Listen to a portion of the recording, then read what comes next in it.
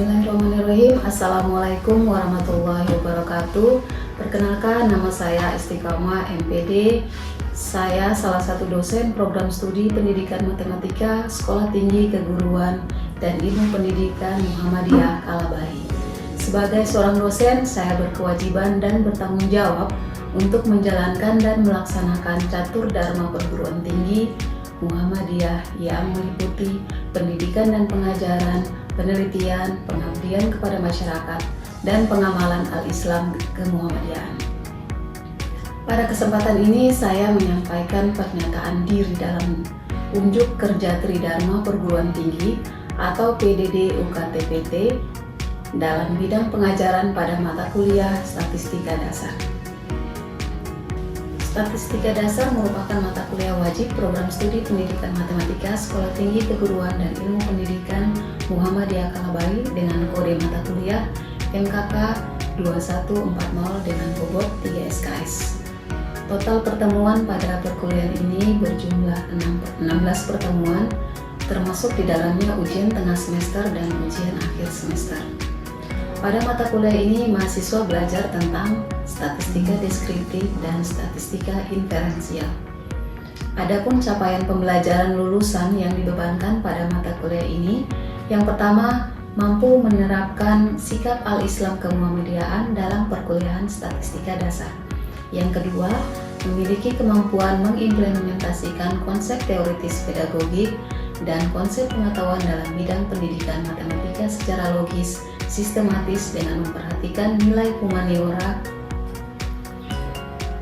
sesuai dengan bidang pendidikan matematika. Adapun capaian pembelajaran pada mata kuliah ini atau CPMK, yang pertama, mahasiswa mampu memahami konsep umum statistika. Yang kedua, mahasiswa mampu memahami dan menjelaskan penyajian data dan pengolahan data. Yang ketiga, mahasiswa mampu mengaplikasikan ukuran penyebaran data. Dan yang keempat, mahasiswa dapat mengaplikasikan data statistik inferensial. Untuk mencapai capaian pembelajaran pada mata kuliah ini, maka mahasiswa akan diberikan materi antara lain definisi, jenis dan karakter manfaat statistika dasar, pengolahan data, statistika deskriptif diantaranya mean, median, dan modus, serta rank dan standar deviasi. Dan statistika inferensial diantaranya uji hipotesis, interval kepercayaan, analisis regresi, dan analisis varian.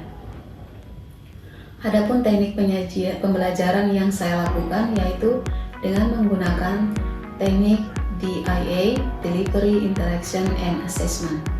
Teknik yang pertama yaitu delivery, suatu proses bagaimana saya menyampaikan materi pembelajaran sehingga dapat diterima dengan baik oleh mahasiswa. Teknik yang kedua, interaction, yaitu bagaimana saya berkomunikasi dengan mahasiswa baik di dalam kelas maupun di luar kelas. Adapun teknik pembelajaran yang saya lakukan yaitu dengan menggunakan teknik DIA, Delivery, Interaction, and Assessment. Teknik pertama yaitu delivery, adalah suatu proses bagaimana saya menyampaikan materi pembelajaran sehingga dapat diterima dengan baik oleh mahasiswa. Teknik yang kedua yakni interaction, yaitu bagaimana saya berkomunikasi dengan mahasiswa baik di dalam kelas maupun di luar kelas. Di dalam kelas, saya berusaha untuk mengajak mahasiswa untuk berpartisipasi aktif dengan mengutarakan pendapat atau pertanyaan yang terkait dengan materi yang dibahas. Kemudian yang kedua, berada di luar kelas, kami menggunakan media WhatsApp sebagai sarana berdiskusi dalam mencapai capaian pembelajaran. Kemudian teknik yang ketiga yakni assessment, yaitu bagaimana saya menilai mahasiswa di awal perkuliahan. Saya menyampaikan kontrak perkuliahan yang disepakati bersama mahasiswa. Di dalam kontrak perkuliahan tersebut memuat cara menilai dan bobot penilaian terhadap mahasiswa. Asesmen yang saya lakukan pada mata kuliah ini yaitu pemberian tugas terstruktur yang direncanakan, misalnya kuis, menyelesaikan kasus, diskusi, dan tugas proyek. Adapun indikator penilaian pada bobot penilaian yakni kehadiran, diskusi, tugas, keaktifan, nilai UTS, dan nilai UAS.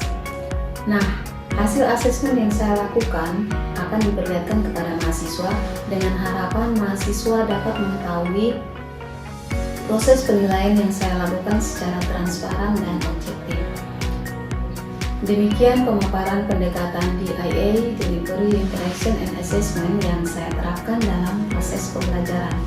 Selanjutnya akan saya menampilkan proses pembelajaran yang saya lakukan di dalam kelas secara luring. Selamat menyaksikan. Assalamualaikum warahmatullahi wabarakatuh. Waalaikumsalam warahmatullahi wabarakatuh. Oke, bagaimana kabar hari ini? Alhamdulillah baik. Oke, baik. Sebelum kita memulai perkuliahan kita pada hari ini, sebelum itu Ibu minta salah satu di antara kalian untuk kita berdoa dulu. Ada yang bersedia untuk berdoa? Oke, baik. Silakan. Ya, baiklah teman-teman sekalian, sebelum kita memulai pelajaran mata kuliah kita, marilah kita berdoa menurut agama dan keyakinan kita masing-masing. Berdoa mulai.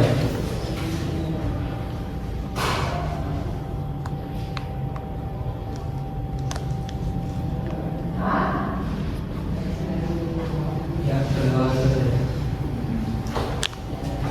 Oke, baik. Alhamdulillah kita sudah berdoa. Kemudian untuk hari ini mata kuliah statistika dasar, kemarin minggu lalu kita sudah membahas tentang ada yang masih ingat pertemuan kita di minggu yang lalu? Masih Bu. Ya. Minggu lalu kita belajar apa? Median dan modus. Median adalah rata-rata, median adalah nilai tengah, dan modus adalah nilai yang paling banyak muncul dari data tunggal dan data kelompok. Oke, baik. Jadi minggu lalu itu kita sudah mempelajari tentang apa itu mean, yaitu rata-rata dari data tunggal maupun data berkelompok. Termasuk juga membahas tentang median dan modus. Nah, untuk pertemuan minggu ini masih ada kaitannya, masih berhubungan dengan materi yang lalu, yaitu tentang ukuran penyebaran data. Jadi ukuran penyebaran data adalah suatu ukuran yang menyatakan seberapa besar nilai data itu berbeda.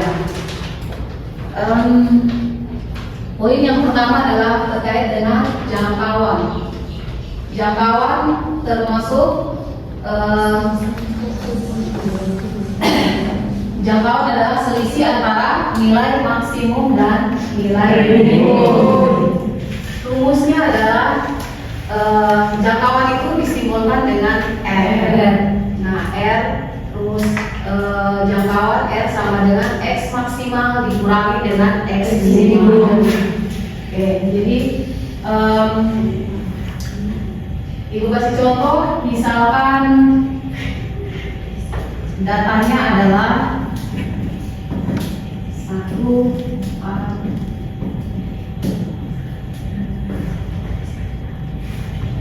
Oke, misalkan data ini adalah 1, 4, 3, 2, dan 6. Jika kalau mencari jangkauan, maka kita lihat nilai maksimalnya adalah ini, kalau R-nya berarti X maksimalnya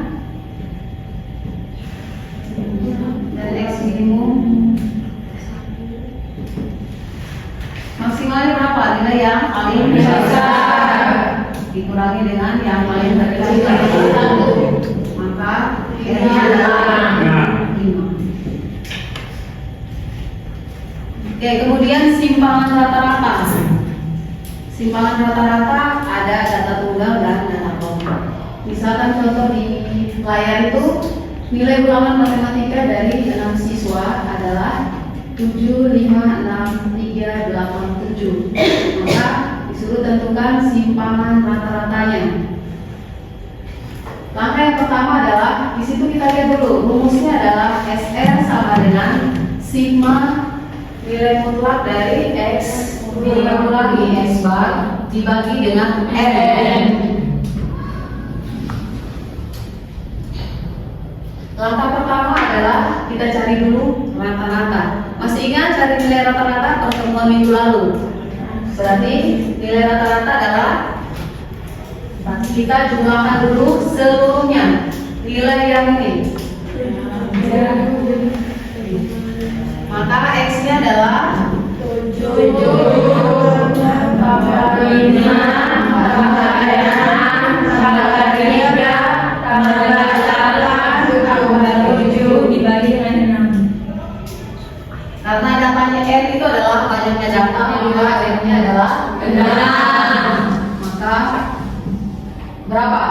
7 tambah 5 tambah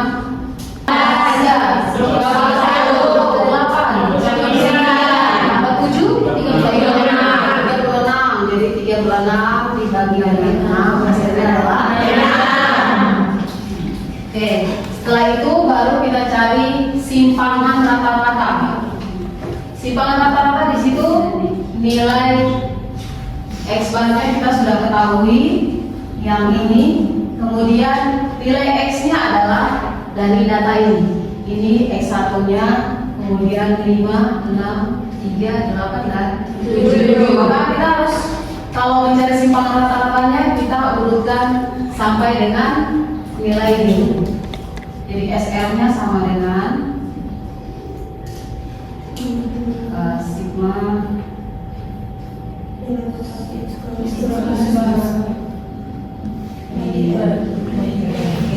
maka kita urutkan satu-satu. Nilai X-nya adalah 7 dikurangi dengan nilai rata-rata tadi 6. Oke, kemudian ditambah 5 yang kedua 5 dikurangi 6. Oke, 6 tambah 6 dikurangi dengan 6 tambah lagi 3 tambah 8 dan terakhir 7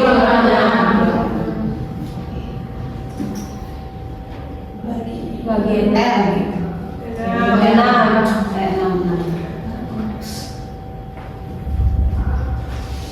Oke, 6. 7 dikurangi 6 1. 5 dikurangi 6 Negatif 1.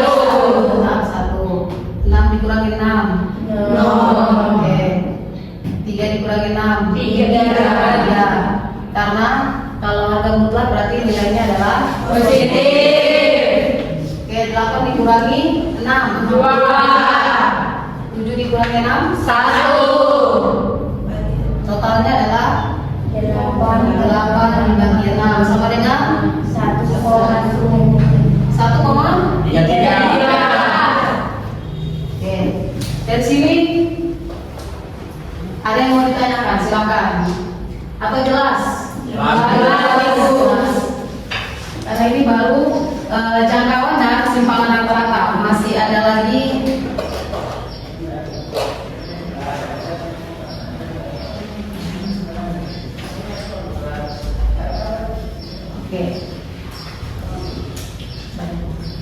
yang rumus yang tadi itu adalah untuk data tunggal, kemudian yang berikut data berbobot atau data berkelompok.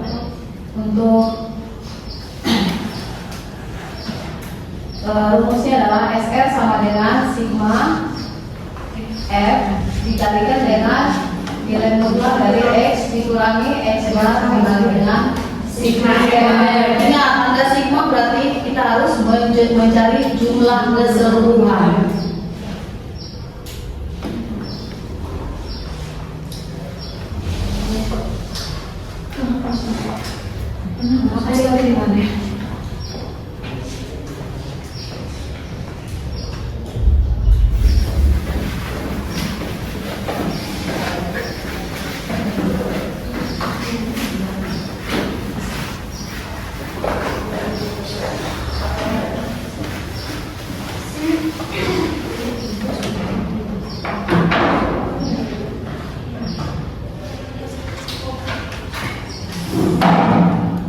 Oke, selanjutnya adalah ini ada contoh bagaimana kita menentukan menentukan simpangan dari data pada tabel.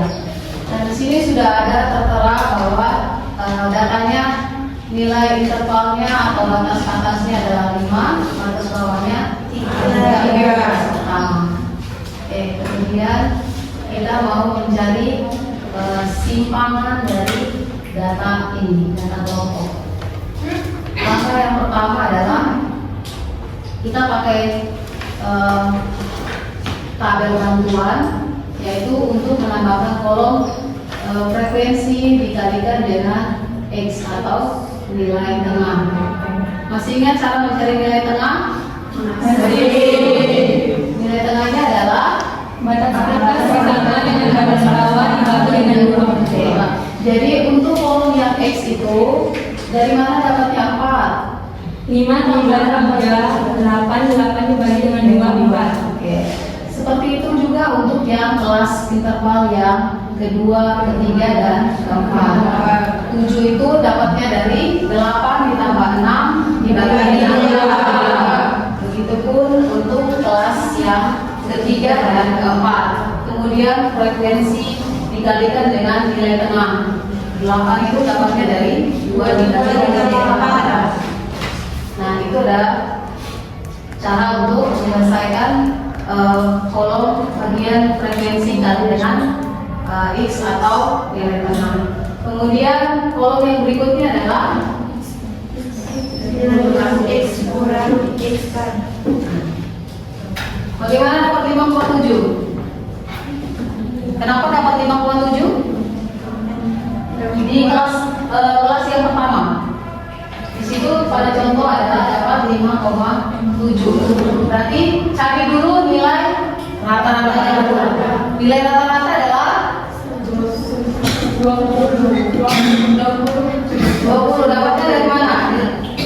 Jadi untuk mencari nilai dari X dikurangi X bar itu, kita cari dulu rata-rata.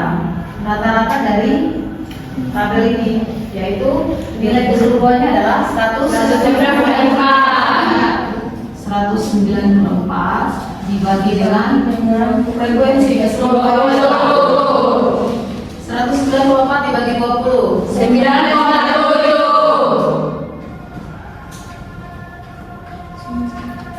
Nah, kalau kita sudah dapat nilai X barnya, maka kita isi kolom yang X dikurangi X bar, yaitu lihat kolom yang X, yaitu kelas bar adalah 4 dikurangi 9,7 sama dengan 5,7. Kelas yang berikutnya pun begitu, 7 dikurangi dengan 9,7, hasilnya adalah 2,7.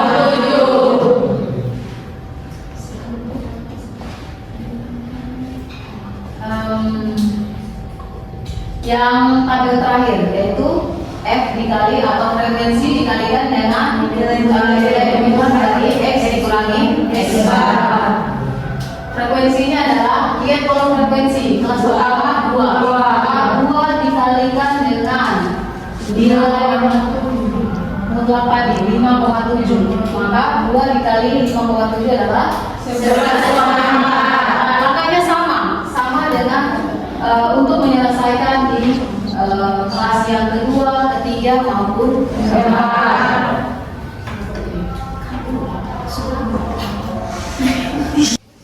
Oke, yang berikut adalah tentang varians dan standar deviasi untuk data sampel. Mencari varians untuk data sampel rumusnya adalah X pangkat 2 sama dengan sigma X dikurangi X bar di pangkatan 2 dibagi N kurang 1. Kemudian rumus standar deviasinya adalah S sama dengan akar dari S pangkat 2. Artinya kalau kita mau mencari standar deviasi, maka kita cari dulu varians atau ragam. Jika variansnya kita sudah ketemu, yaitu X pangkat 2, maka standar deviasinya adalah langsung diakarkan. Jadi akar dari S2 atau S pangkat 2, yaitu varians. Jadi akar dari varians itu sama dengan standar deviasi. Contohnya adalah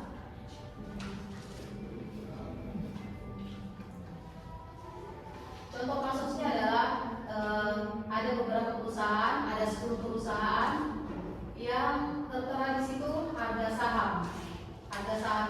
dari yang untuk perusahaan pertama 215 sampai dengan perusahaan yang ke-10 adalah harga sahamnya 1.200. Nah, kemudian langkah untuk kita mencari varians dan standar deviasi, kita pakai alat bantu, yaitu mencari X dikurangi dengan X bar. Kemudian kolom yang berikutnya adalah X dikurangi dengan X bar ditambah dan 2. Oke.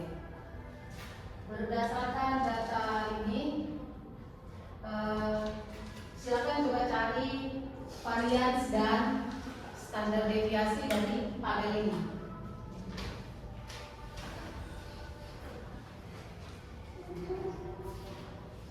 Rumusnya adalah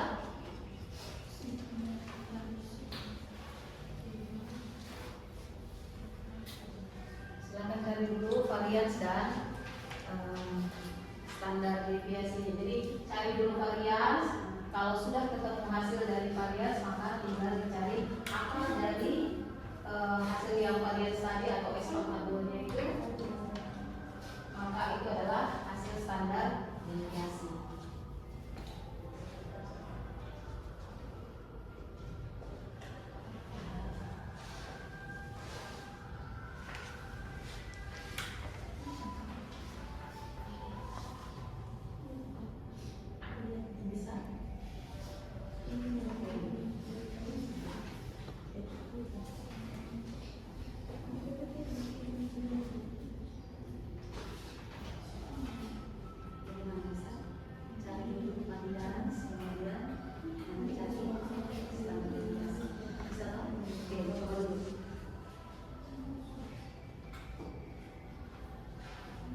Nanti Ibu minta salah satu bisa di depan tulis hasil dari varians dan juga sumbangan waktu. Oke, silakan maju. Nilai variansnya adalah tulis di depan, tulis di papan. S-nya sama dengan S kuadratnya adalah, kemudian S-nya adalah akar dari. Silakan, siapa yang mau maju?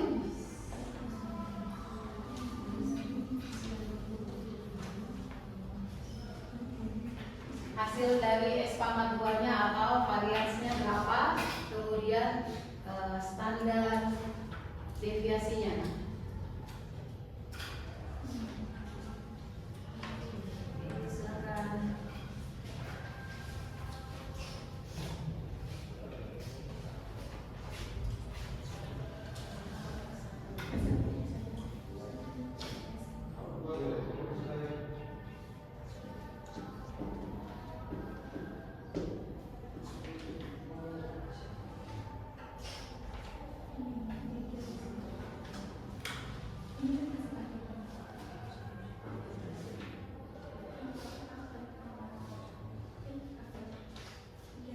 Akar dari dulu, akar dari.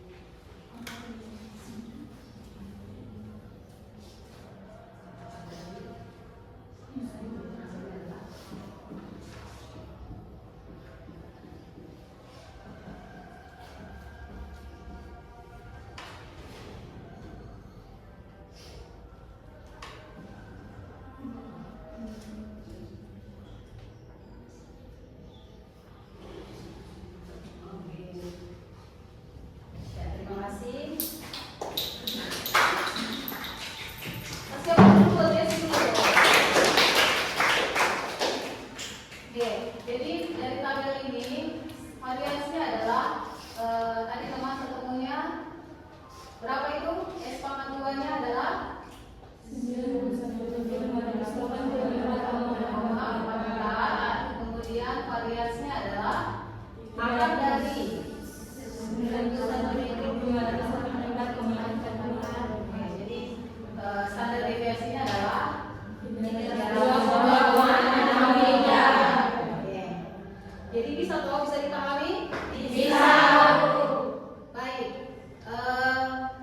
Di sini Ibu punya soal untuk ada contoh kasus. Silakan diselesaikan berdasarkan langkah-langkah yang tadi.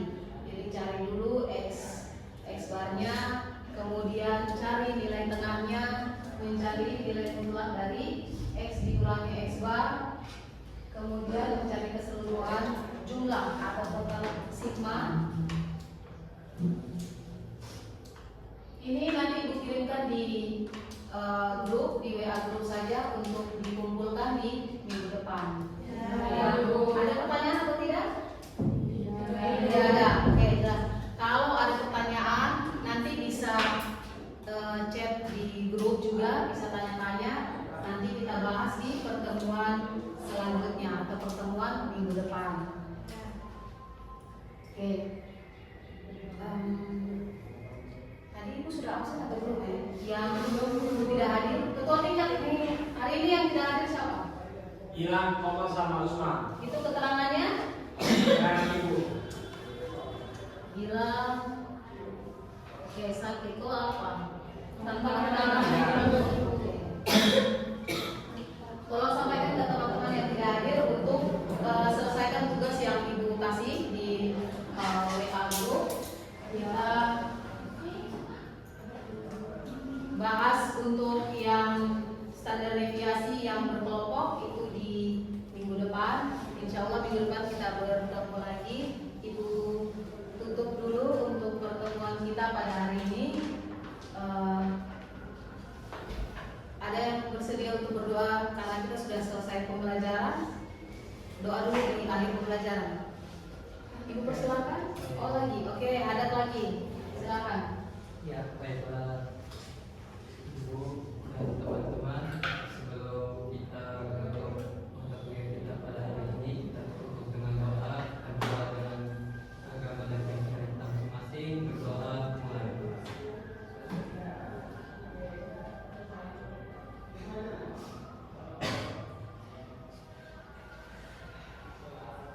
Ya, berdoa selesai.